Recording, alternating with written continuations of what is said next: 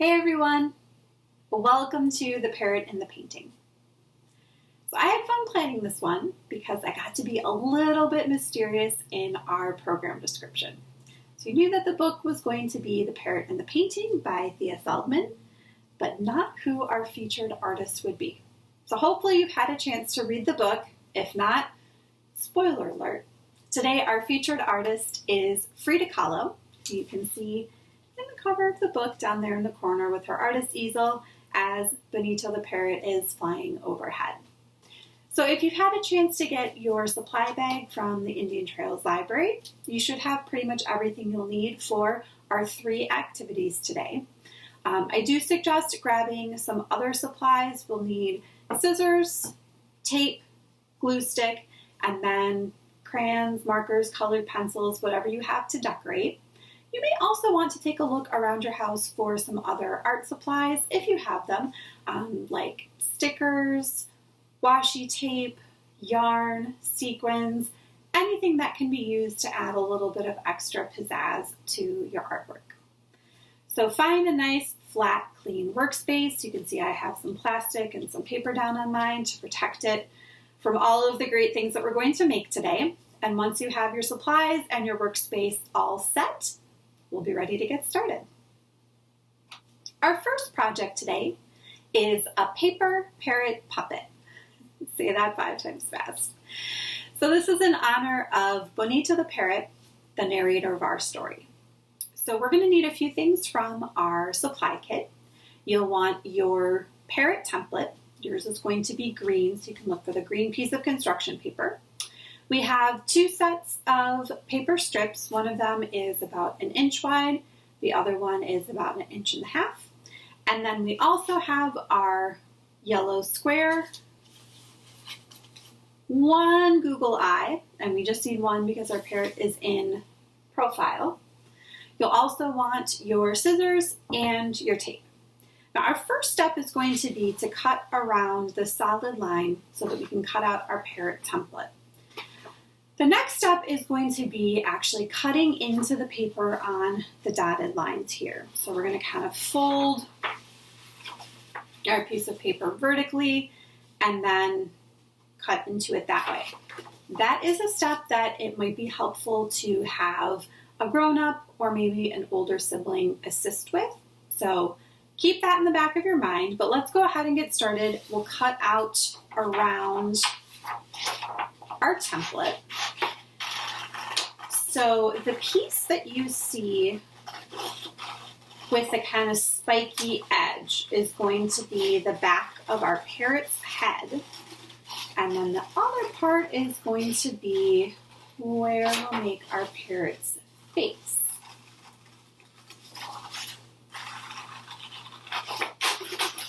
Okay, so let's finish cutting out around the outline. And I have to say that when I made this template, I really thought it kind of looked like an avocado. It's kind of the same shape, you know, it's a little bit less wide at the top, and then it's got a really round bottom, especially on the green paper. It looks a little bit like an avocado. So we'll have to add some decoration to it so that it looks like a parrot. Okay. So here is my template. As I said, this is going to be the back of my parrot's head, and this is where the face is going to go. So now we need to cut across the dotted lines. So I'm going to kind of gently fold into my paper and make a cut on one of the dotted lines. All right, so that small cut there is going to allow me to get my scissors in there and to cut along the dotted line. And I'll do the same thing now for the second one. I'm going to kind of fold my paper in a little bit.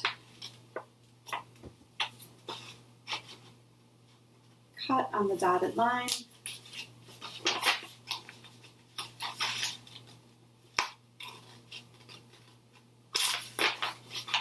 Okay, so now we have our template, and then we have our 2 slits one for the tail feathers, and one for the wings. Our next step is going to be to give our parrot a face. So your Google Eye should be a sticker back, so you can very carefully peel that away from the backing. This part should already be sticky, and then you can go ahead and place your eyeball, I would say about 1 inch to 1.5 inches away from the side of the face here. So we have an eye. Now we have to give our parrot a beak. So you can use your yellow piece of paper. You might want to kind of hold it up to your template and decide how big you want the beak to be. I'm going to cut my piece of paper down.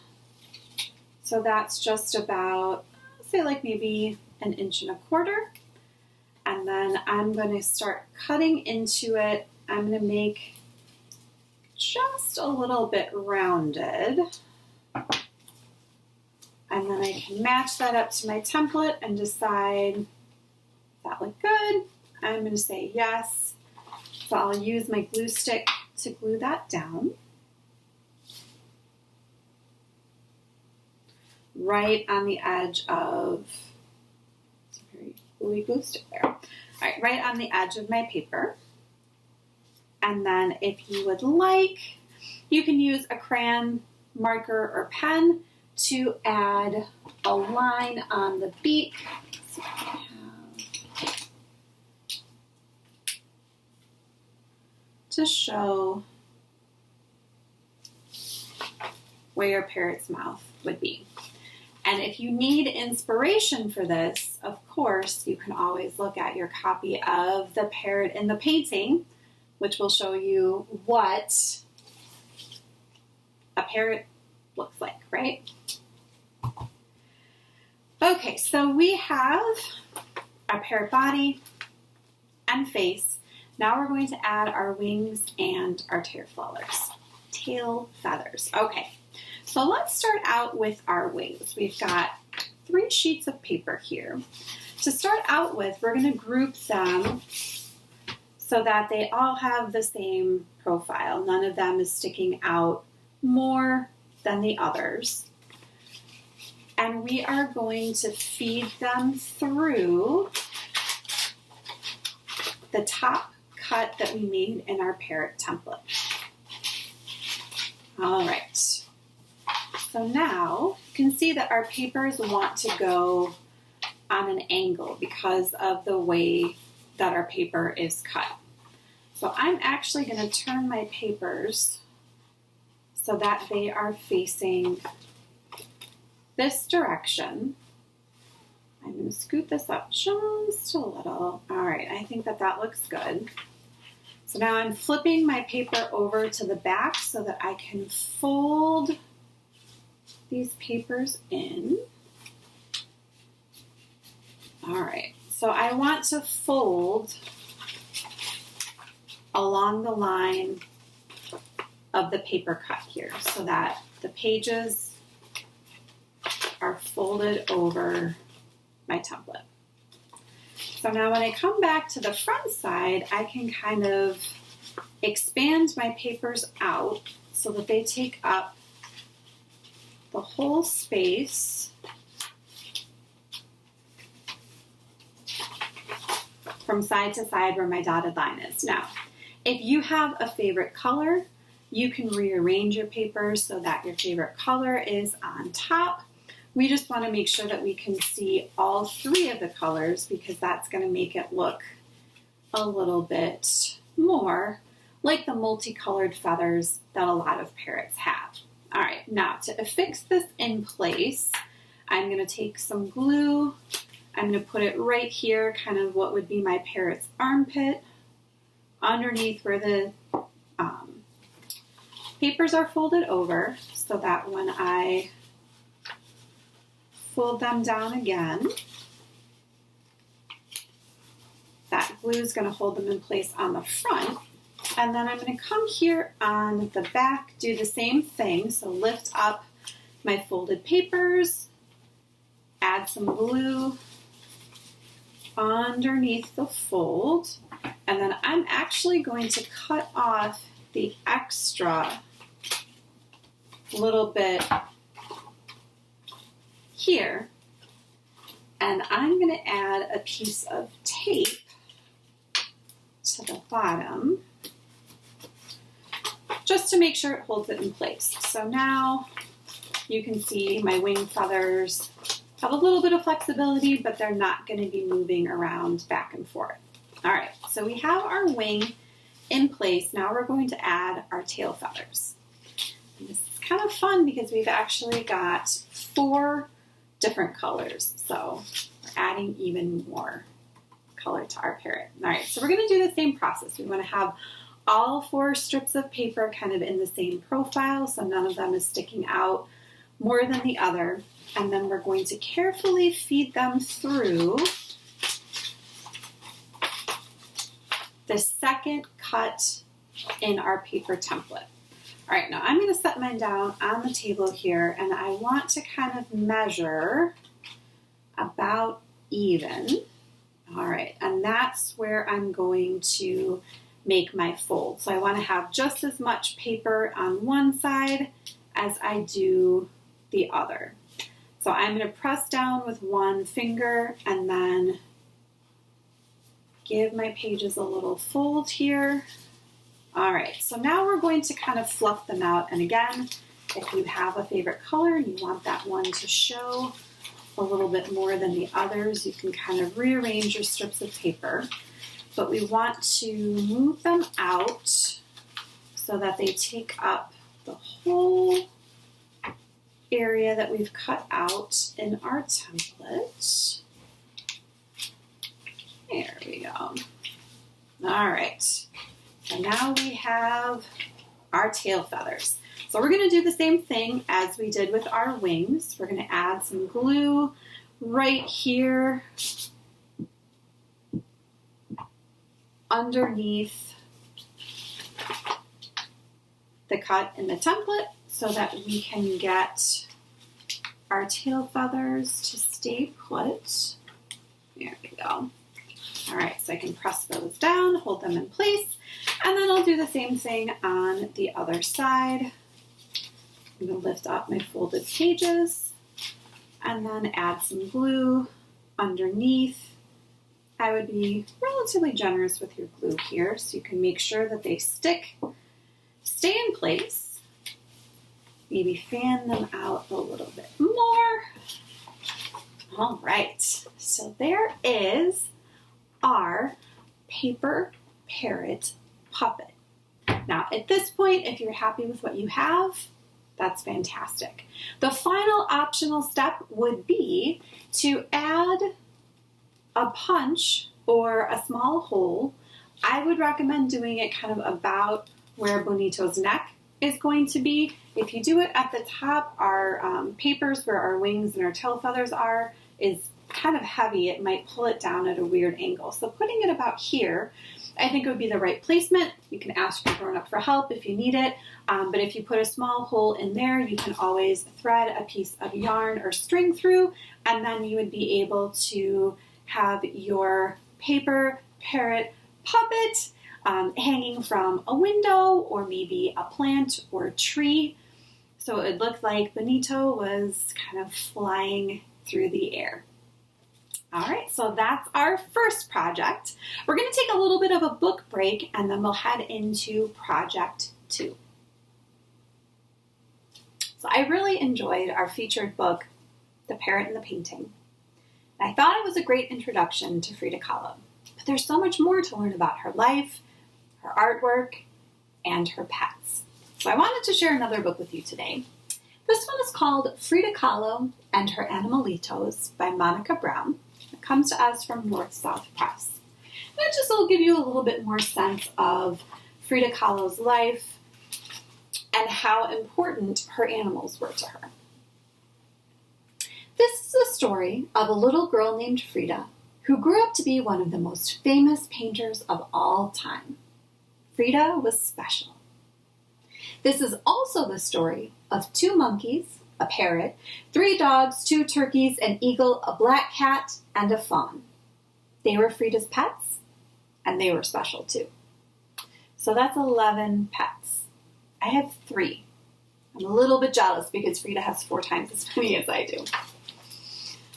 All right, do you recognize who is on this page? Way up there in the corner. Yeah, it's Bonito. Frida had a parrot named Bonito. Like her parrot, Frida was colorful.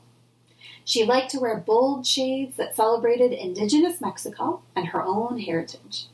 She lived in a house the color of a parrot's bright blue feather, La Casa Azul, where she grew up with her mom, dad, and sisters. Now, I think it's really interesting because Frida grew up in La Casa Azul. She also lived there as a grown-up, and after she passed away, they turned it into a museum. So if you go to visit it today, you can see some of Frida's artwork and learn more about her life, which is pretty cool. Frida had a pet fawn named Granzio. Like her fawn, Frida had watchful, beautiful eyes. When Frida closed her eyes, she remembered her life as a little girl. Frida was always with her father, a photographer, who taught her to look at the world through curious eyes. Frida and her father would walk to the park to collect bugs to look at under a microscope. Frida's father also taught her how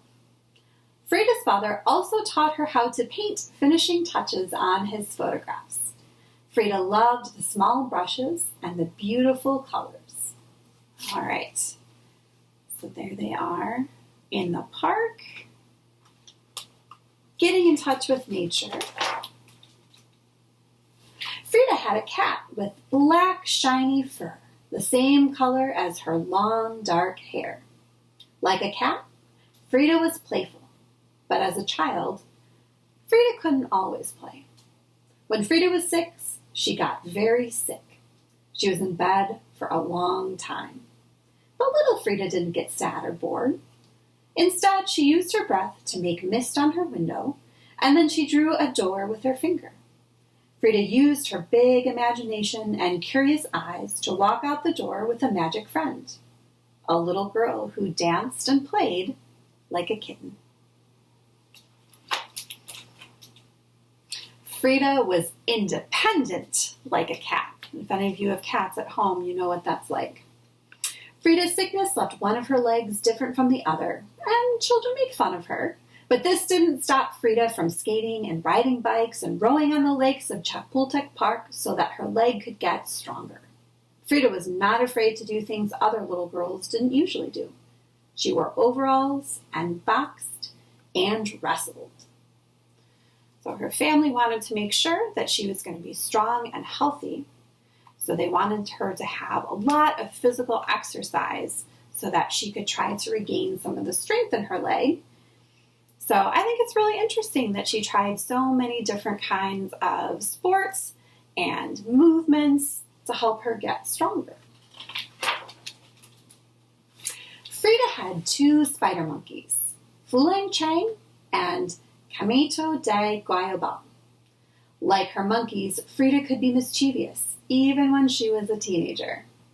When Frida was 15, she went to a school called the Preparatoria and found a group of friends she loved. Like Frida, her friends were curious to learn all they could.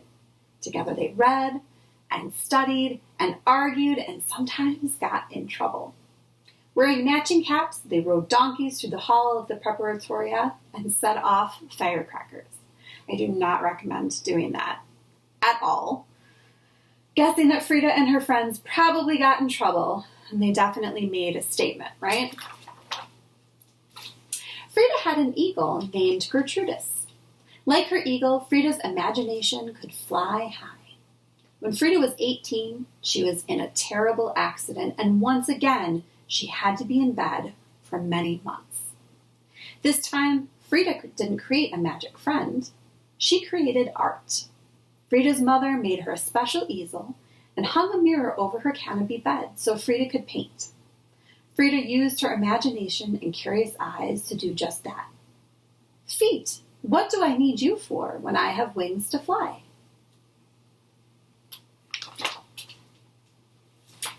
And if those weren't enough pets, Frida had 2 turkeys and 3 dogs. All right, this is going to be hard on pronunciation, but we're going to try it, right?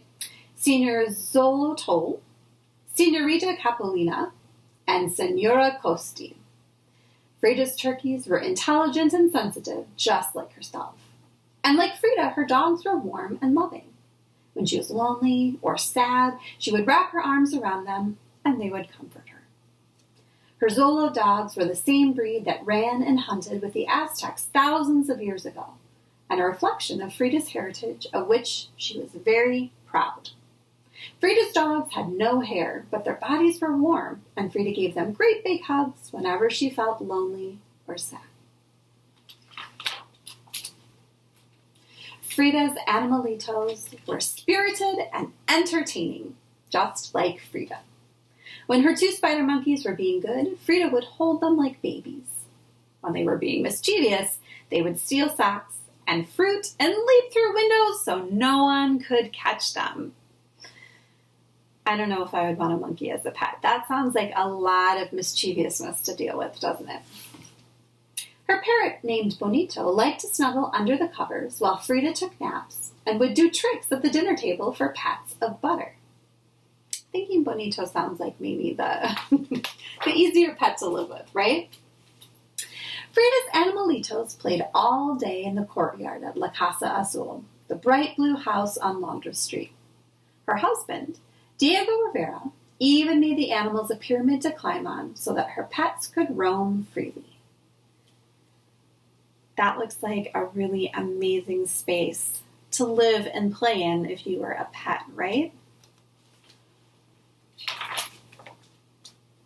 When Frida painted, her pets would keep her company. And Frida painted all the time while the birds sang, the dogs barked, and the turkeys danced in the garden. Frida's animals were her children, her friends, and her inspiration. Frida painted when she was sick and hurting, and Frida painted when she was happy. She also painted when Diego was gone and she was sad. But Frida was never really alone at La Casa Azul, the bright blue house on Londres Street. She had her Animalitos and herself, and she painted both. Frida painted herself with Fulane Chang playing with ribbons. She painted herself with Bonito the parrot and Signor Zolotol the dog. She painted her black cat, too, peeking over her shoulder.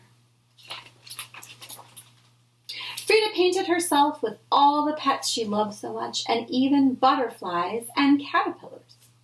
Her paintings were magic. And today, if you visit La Casa Azul in Coyoacan, just outside of Mexico City, you might hear the sound of a bird or see a black cat jump from the pyramid that sits in the courtyard of the bright blue house on Londres Street, where Frida and her Animalitos lived so many years ago. And all right, so our story ends with a photograph of Frida. I'm going to try to move that in so you can get a better look at it. So that's a picture of Frida with one of her monkeys, Fulane Chang, taken by Florence Arquin. It's one of the many pictures that we have, both painted and photographs of Frida with her animals. All right, so our book break is done. We're ready to move on to our second project. So let's see what supplies we'll need for that one. For our next project, we are going to make Frida Kahlo. So we're going to need the white paper cup, craft stick, got a piece of white paper, our Frida template, as well as our glue stick, tape, scissors. You'll probably want, I would suggest either crayons or colored pencils. Markers will work, but I think it might be easier to use crayons or colored pencils on the surface of our cup here. So the cup is going to be the base of our project. This is going to be like Frida's skirt. So we're going to add the craft stick along with our template so that we can create her whole body. So our first step is going to be to cut out our template. So we're going to cut around the bottom of her face and the top of her hair. And then you're going to have a choice as to how you want to decorate this. You can give Frida eyes, nose, and mouth. You can add some earrings or other jewelry if you'd like to. Remember, Frida liked bold colors, so you can make it as colorful as you would like. And then I thought it would be easier to have one solid piece for her face and her hair, so we don't have to glue or tape anything extra on. But it does mean that you're going to need to color her hair in. So in all of the photos that I've seen, her hair has been black. So if you want to be true to life, that would be the color you could choose. But you're also welcome to get a little bit creative and add a different color in if you would prefer. All right, so we're going to cut down here around her chin. There we go. Okay, so I have my template complete here. So I'm going to take a minute to decorate it. I think I'm going to grab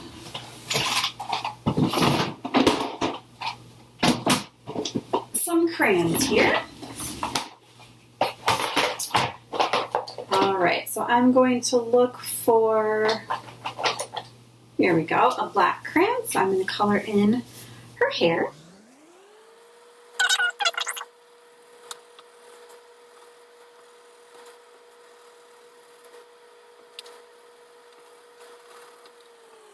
Okay, and my hair colored in. I think I'm going to keep my crayon here. I'm going to use my pen to add some eyes.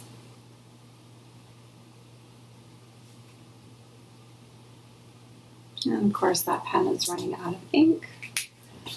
We'll try a different one. There we go. All right, I'm going to give Frida some eyes. And I think I'll use this to add her nose. And oh, there we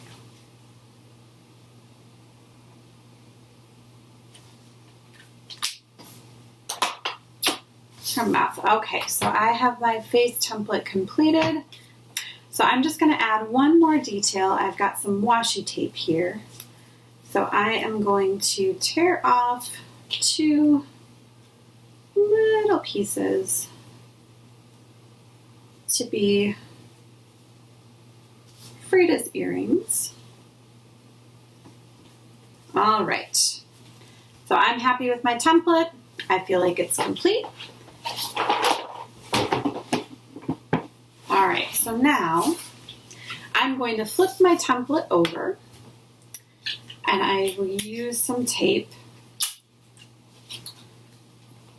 So I'm going to take my craft stick. That would be what, about 1/3 of the way. So I'm going to overlap it with my template.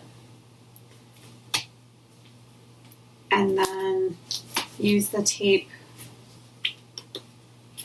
to hold that in place. So you can see about 1/3 of the craft stick is behind Frida's head, and then the rest of it is coming down here. All right. So next we're going to get our paper cup ready to be the bottom of Frida's body. This is another step that you might need help from a grown-up or from an older sibling, because we're going to add a little cut at the top so that our craft stick can go through. So I'm going to take my scissors.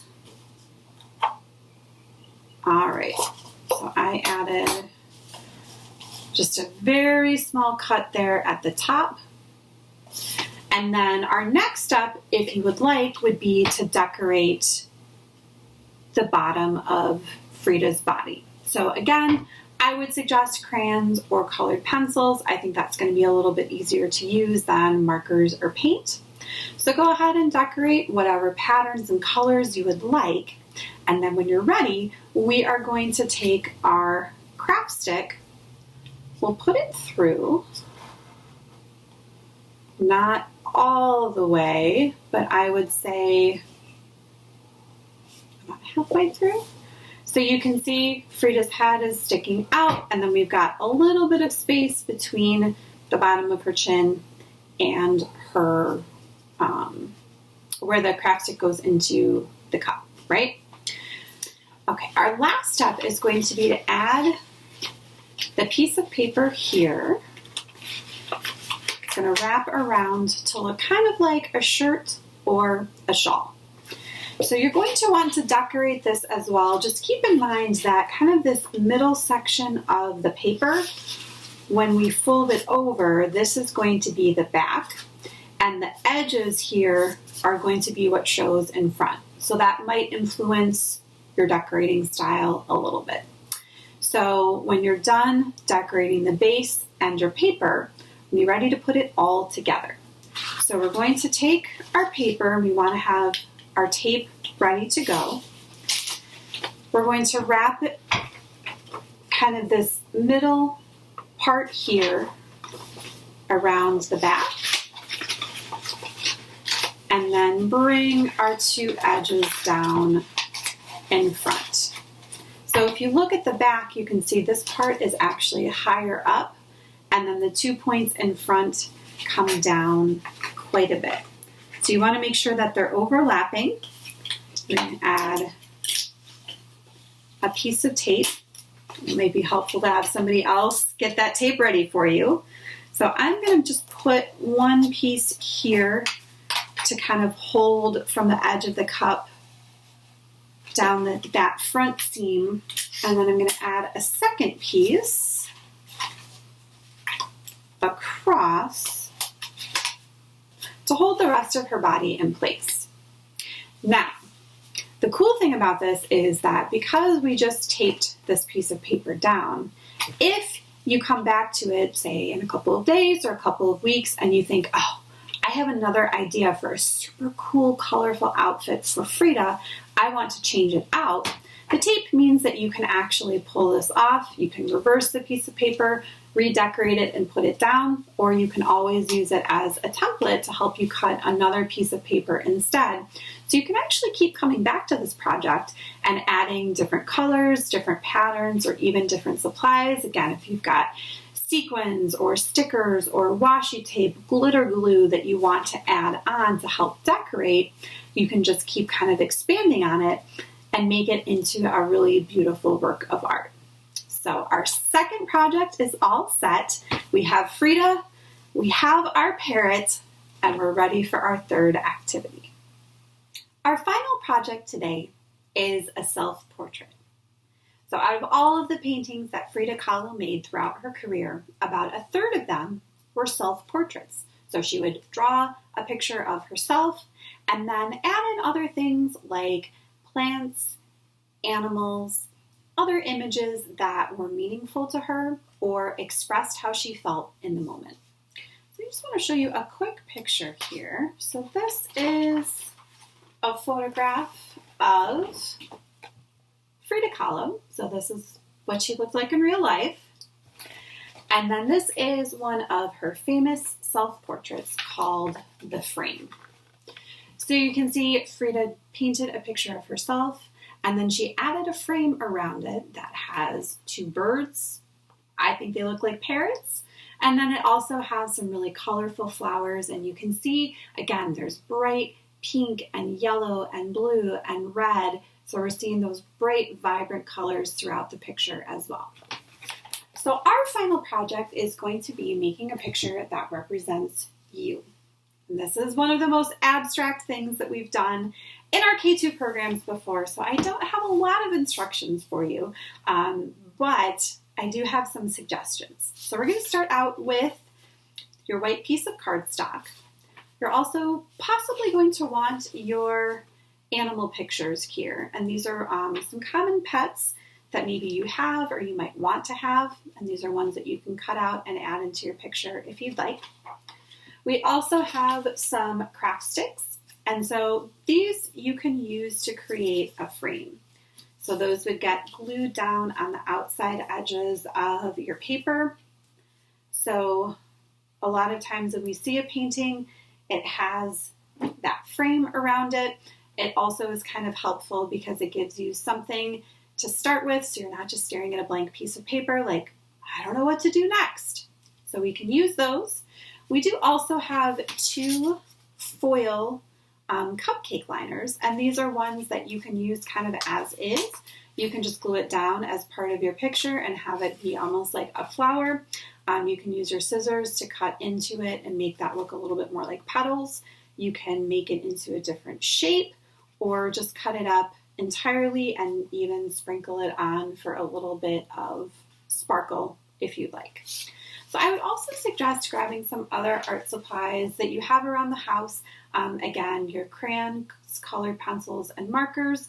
You might also want some washi tape or glitter glue, whatever else you have to decorate. So I'm going to suggest 2 different approaches, and you're welcome to make this project your own. So if you have another great idea, let that inspiration take you. But the 2 different ways that I thought of to do this would be to start out by drawing a picture of yourself. So this is a picture of me, and I've got a little cat peeking over my shoulder because right now one of my cats is walking around wondering when I'm going to be done filming this video so that I will pay attention to her and play with her. So I've added some blue flowers around here. If I wanted to keep going with this, I could open up my crayons and maybe add some other colors. I'm going to pick a red and maybe this other blue here. So I could come in and I could add some color into what I'm wearing. So I've got some blue and red stripes on there. I could add in some more color. I've got those flowers. Maybe I could draw some other plants. So I could add some green leaves to my picture as well. And whatever else kind of inspires me. The other way that you could approach this would be to actually start with a photograph. So that's a picture of me when I was younger, standing outside in my backyard. And I've got a little flower in my hair, so I thought that was appropriate for Frida. And then to start the picture, I've added a parrot. That is what that is. I added a parrot to the top here. And again, if I wanted to keep going with this, maybe I would add a couple of my frame pieces on the sides there to give it a little bit more color. And I could keep going, adding in other images, maybe cut out a picture of the cat or the frog or one of the other animals that I find to be interesting and add that into my picture. And again, this is something that you don't have to do completely in one sitting. If you start out with a drawing like this one, you could just have a black and white picture to begin with, and then you could go back in and add color with your crayons, colored pencils, or markers. So the idea is to be creative, and like we saw with Frida's self-portrait, add a lot of color, whatever your favorite colors are, add some fun decorations, and try to express something about yourself, something that you like. Again, maybe a pet that you have or that you wish that you had, your favorite plant, your favorite place, or something about how you're feeling. So if you're feeling really great today, then maybe you want to use happy colors and have a smile on your face. If you're not feeling so great today, then maybe you want to have more subdued colors, or you're going to draw yourself with a little bit of a sad or a sleepy face, whatever you want to do. So that is our final project. Get creative. And I would love to see some photos of this because self-portraits are extremely personal and it comes from your own creativity and inspiration. So everyone's is going to look very, very different. So if you do have your handout from today, it has a picture of the parrot and the painting on the front, and then it has a little bit of information on the back. Our Kids Zone email is printed at the bottom. So if you have any questions, or if you wanted to share feedback or a photo, please feel free to do that. We do have another program coming up in July called We Love Science. It's our second K2 program for the summer. So if you get a chance to register for that, it's going to be the same deal. You'll get a book and your supply kit, and then we'll go through a couple of different activities over video for that one. We will be taking a little bit of a break in August, but the K2 programs will be back in September. I've already started planning, and I think I found some really great stuff to share. And so the last thing I want to mention today is just a quick plug for Summer Library Adventure. So in June and July, we get really excited at the library about promoting reading and other super fun activities. So if you register with us, you'll get your reading log to take home, and if you complete your reading and activities, you will be able to earn 2 prizes this year. So thank you so much for sticking with me throughout all of our information about our awesome artist, Frida Kahlo, and our 3 super cool projects today. I hope that you had a lot of fun and that you really enjoyed getting creative with this one. Again, if you do have any questions, please let me know, and I hope that you have a fantastic rest of your day. Bye, everyone.